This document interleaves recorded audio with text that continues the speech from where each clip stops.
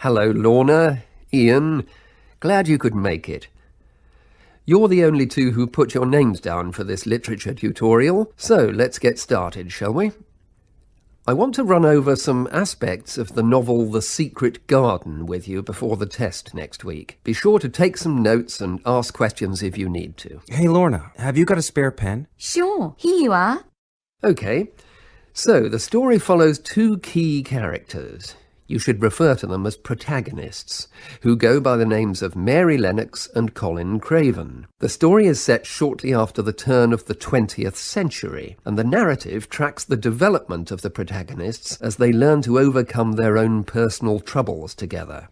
That's quite a common storyline, isn't it? Yes, you're right, Lorna.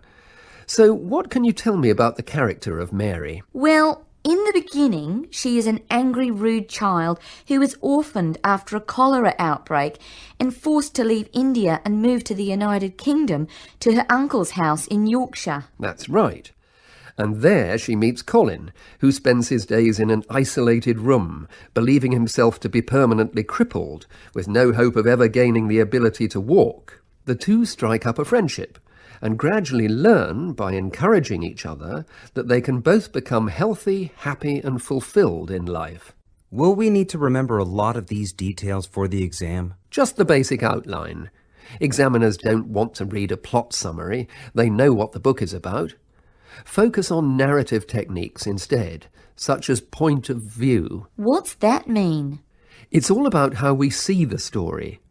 This story, for example, is written from the perspective of what is called an omniscient narrator. Omniscient means all-knowing. So, as readers, we get to see how all the characters feel about things, what they like and don't like, and what their motivations are in the story. Won't it be hard to write a technical analysis? After all, it's a kid's book. Well, it was initially pitched at adults, you know. But over the years it has become seen as a more youth-orientated work. And you're right in a sense. The simple vocabulary and absence of foreshadowing make the story very easy to follow and ideally suited for children. But that doesn't mean there isn't much to analyse. Look at the symbolism, for instance. Symbols are things, right? Material things like objects that stand for abstract ideas. Absolutely, yes. And the author uses many of them. There's the robin redbreast, for example, which symbolises the wise and gentle nature that Mary will soon adopt.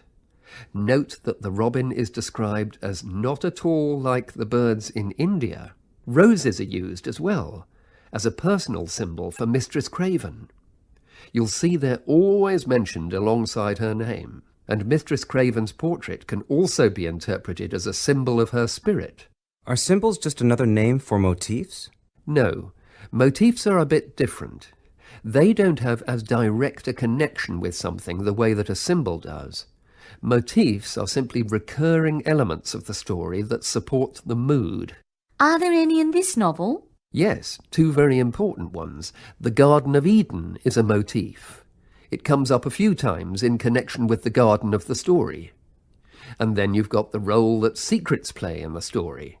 In the beginning, everything is steeped in secrecy, and slowly the characters share their secrets, and in the process move from darkness to lightness, metaphorically, but also, in the case of Colin, quite literally.